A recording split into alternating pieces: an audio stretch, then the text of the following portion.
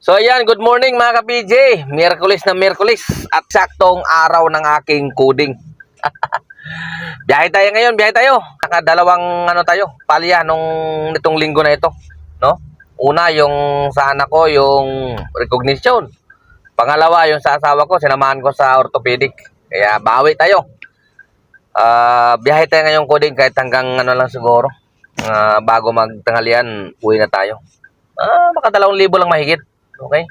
Basta hindi tayo bababa ng 2,000. Ngayon pala naka 1,500 na yata tayo no?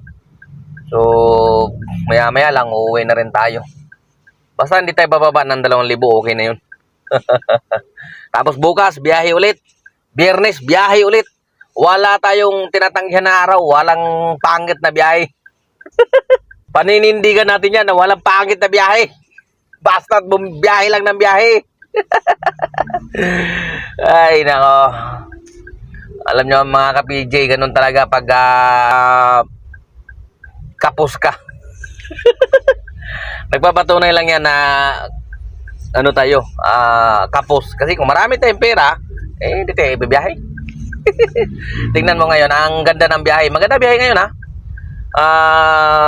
kasi nga siguro yung mga iba nating mga kasama na driver dito sa transport, no? Sa ATNBs, taxi, ganyan-ganyan.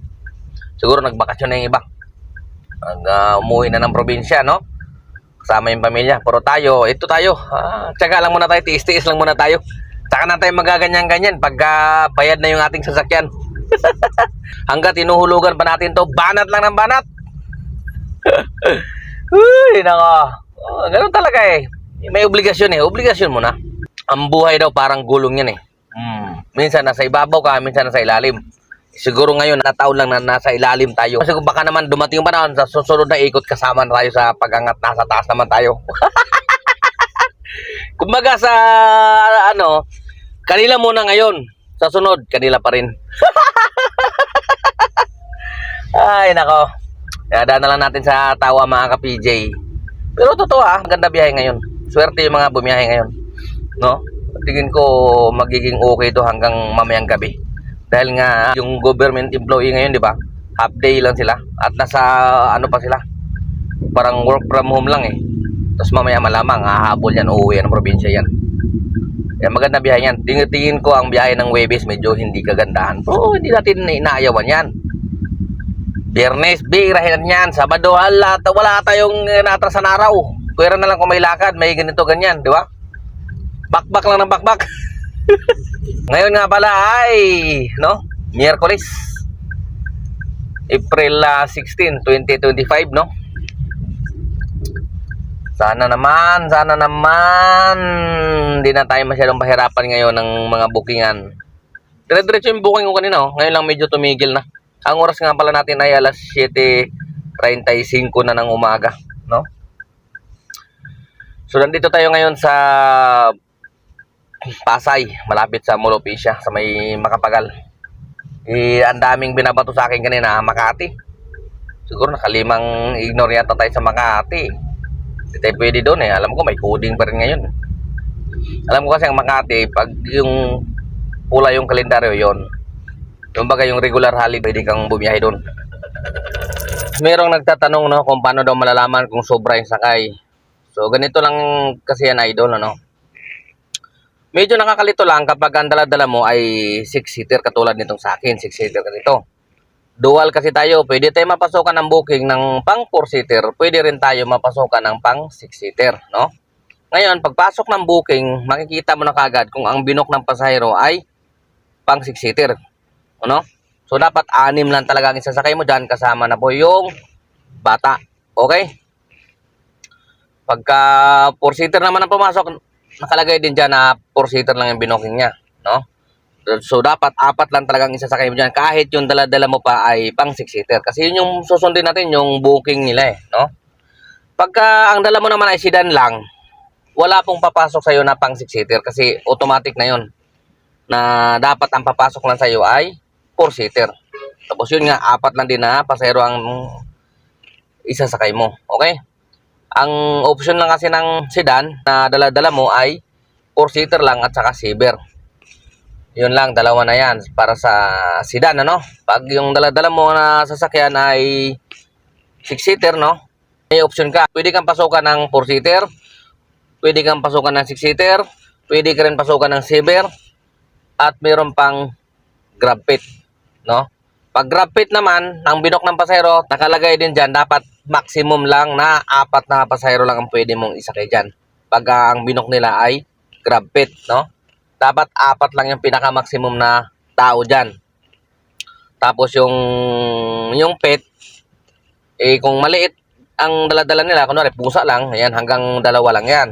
O kaya yung mga shih tzu, basta mga small, dapat maximum lang yan 2.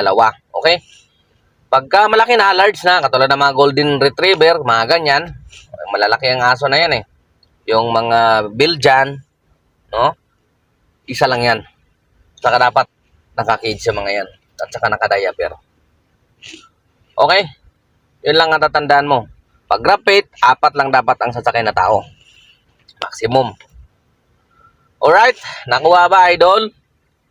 Basta pag pumasok sa iyo yung booking, nakalagay na doon, specific nakalagay na doon kung 4-seater ba yung binok nila o 6-seater. Nandun, nakasulat. Alright? Ayan na mga ka-PJ, unti-unti na tayong magro-rolling pa uwi. Nandito na ako ngayon sa Quiapo. Pagdating ng ano nito, Fifth Avenue, wala pa rin pumasok sa ating city. Pero naka-city tayo, no? Galing tayo ng airport kanina. Naka-city tayo, kaso putol-putol. 2 beses binigyan tayo. Una, papuntang Bradco, no? Sa may Pasay. Paklara na ba yun? Bradco. Tapos, sumunod, may nag-book ulit. Galing doon sa may SNR, Pasay. Papunta dito sa Pedro Hill. Robinsons, Pedro Hill, no? 3 kasi yan. May natira pa na isa. Wala pang pumasok ulit. Nandito na tayo sa lampas na ng Quiapo. So, kung umabot to ng Fifth Avenue, wala pa rin pumasok. So, i-apply na natin yan. Kasi gusto ko na mabilis na makauwi. Medyo inaantok na rin ako. Siyempre, ilang oras lang yung tulog natin. Alas 10 yata ako nakatulog eh. Alas 11, alas 12, alas 2, alas 3, alas 4. So, 6 na oras kaso kulang pa rin yun. Nagising din kasi ako kanina. Umuulan ng mga alas 12 yata yun. Taas ng ulan. Kaya tayo nagising. So, yan lang, nakatulog tayo ulit. Kaya naka-start tayo magbiyahe alas 4, no? Tama na siguro itong kinita natin. Naka 2,000 na rin naman na tayo eh. Mahigit. Yan lang naman, pang bigas-bigas lang. Ulam na lang yung hahanapin. Kaya pag wala talaga itong pumasok hanggang Fifth Avenue, iakyat ko na dun sa Inlex Connector para bagsak ko karuhatan na sa may south. Okay lang yan para makauwi na kagad. Si mamaya matraffic pa dun sa may MacArthur eh. Grado, baka matraffic pa ngayon yung MacArthur niya. So ayan mga ka-PJ, kumusta? Yung mga bumibiyahe ngayon, ayos na bang biyahe? Marami ako nakakasalubong. Matumal daw.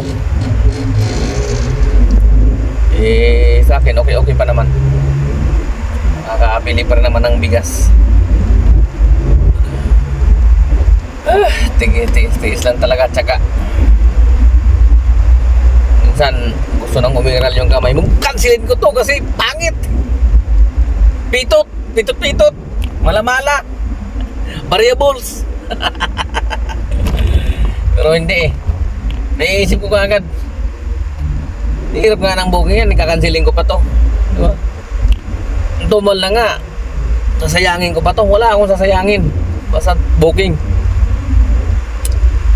Kaya tiis lang talaga, tiis. May kita pa rin naman. Sabihin mong barya-barya. Pag dumating talaga yung panahon na wala nang maiuwi, ba't patay magtitiis? Hanap tayo bang magkakitaan? Diba, kumikita pa rin naman, nakakain pa rin naman. Naibibigay pa rin naman sa pamilya yung pangangailangan nila. Yun nga lang, pahabaan na ng oras. Talagang hindi mo binabara ng pinaka minimum 15 hours.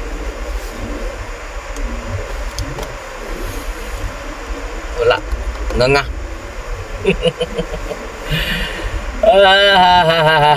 Ay. Minsan may iisip ko rin, no? Bakit din kasi pinapayagan ng gobyerno yung napakaraming TNC na pumapasok, ano? Hindi ba nila iniisip din na baba na nga ng pamasahe, tapos ang dami-dami pa. Paano pakikita yung mga driver? Paano magsusurvive yung mga driver? Dagdag ano din yun, pampahirap sa biyahe dahil dami na eh.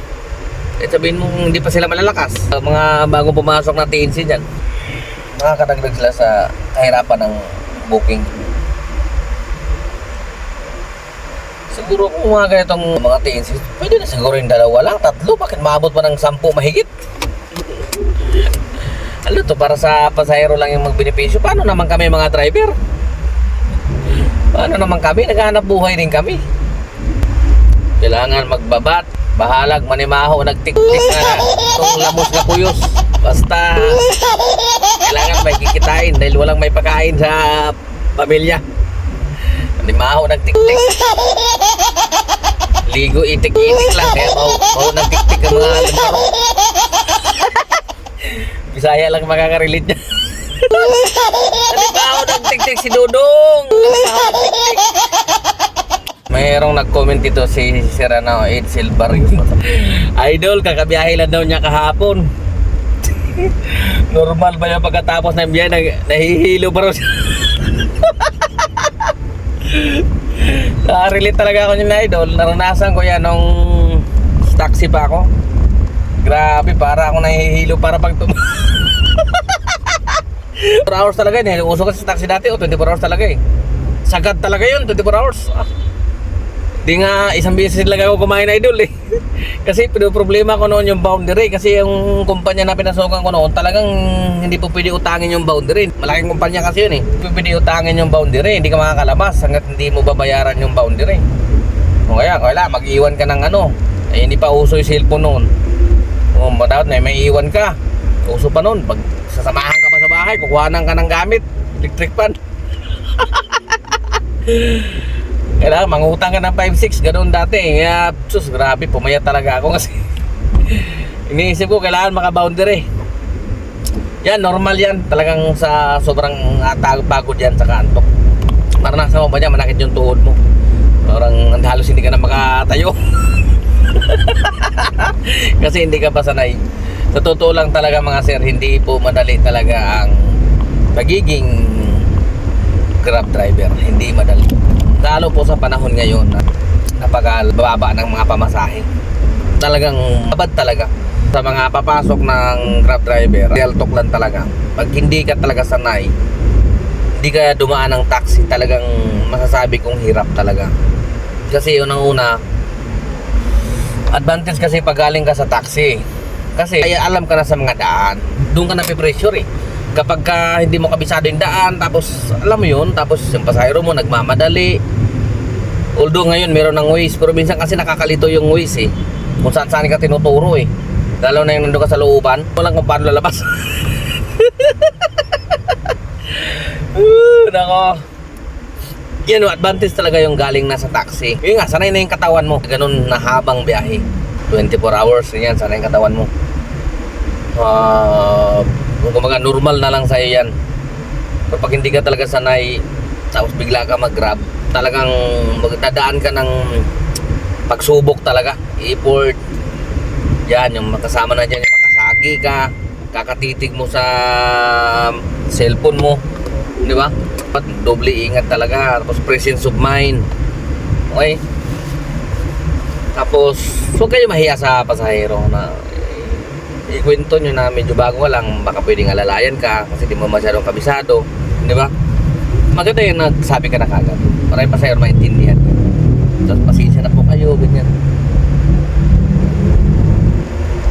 Kailangan ng gano'n, low profile lang dapat lagi. Saka dapat pag bago ka pa lang dito sa Maynila, bago ka lang nag-drive dito, panatiliin mo na nasa gitna ka lang palagi. Pag nasa biyahe ka, gitna lang. Kasi pwede yung mapwestuhan mo kaliwa, dapat puro kaliwa yun. Huli ka na kagad doon.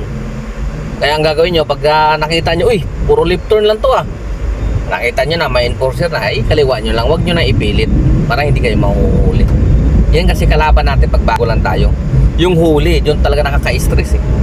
Di ba? Kasi hindi mo kabisado yung daan. Kaya pag nakita nyo, nakapwesto na kayo sa kaliwa, puro left turn lang lahat.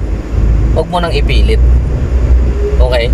Huwag nyo na ipilit talaga. Ikaliwa nyo lang. Umikot na lang kayo. Ganun talaga eh. Charge to experience eh. Sa sunod, tatandaan nyo na yun na, ganun pala yun. Yung lugar na yan, di pwede dyan na pagpadiretso ka, nakapwesto ka sa kaliwa. Yung lugar na yan, di po pwedeng dumiretso ka, nakapwesto ka sa kanan. Di ba? Ganun. Kaya dapat pag bago ka, hanggang hindi mo pa memorize yung mga daan, dapat nasa gitna ka palagi. Tapos papaalalay ka sa pasayro, ma'am, pasabi na lang po kung malapit na tayo kakanan. Ganun. Tatandaan nyo yung mga solid lane. Pag solid lane, di ka pwede maglipat ng linya dyan. Lalo pag may enforcer.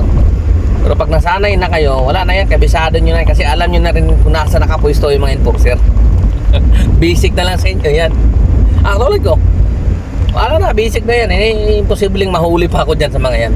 Mahuli man ako dyan, napagtripan lang, napagganuhan lang, hanapan ng ibang violation, gano'n. Pero malamang, hindi ako matitigitan, sigurado yan. Kasi agad-agad, kaya sabihin kung nasa tama pa rin ako, kailangan smile. Idol. Ganun ba? Kailangan agad pagpakumbaba. Pagkano lang naman, di ba? Baka hingi lang ng pang merienda yun. Ganun lang naman. Kung ay sa matikitan ka, di ba? So ayan na nga mga ka-PG, nakapag-exit na tayo dito sa Karuhatan, no? Ayun, no? Karuhatan na tayo, exit na rin ang galing sa Inlex Connector, no? At yung oras natin ay alas 10:52 na.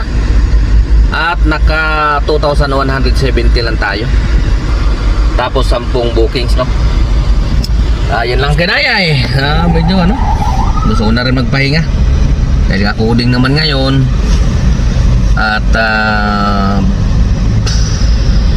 balik din ako mamaya, madaling araw naman, para bumiyahe. Dahil hindi naman tayo pwede magpahinga, maraming obligasyon. Okay? So yun lang ha mga ka-PJ. At ingat-ingat sa mga nagbibiyahe. Hindi na nga ako magtatagal. Ka-PJ nyo, temporary signing off. Adios.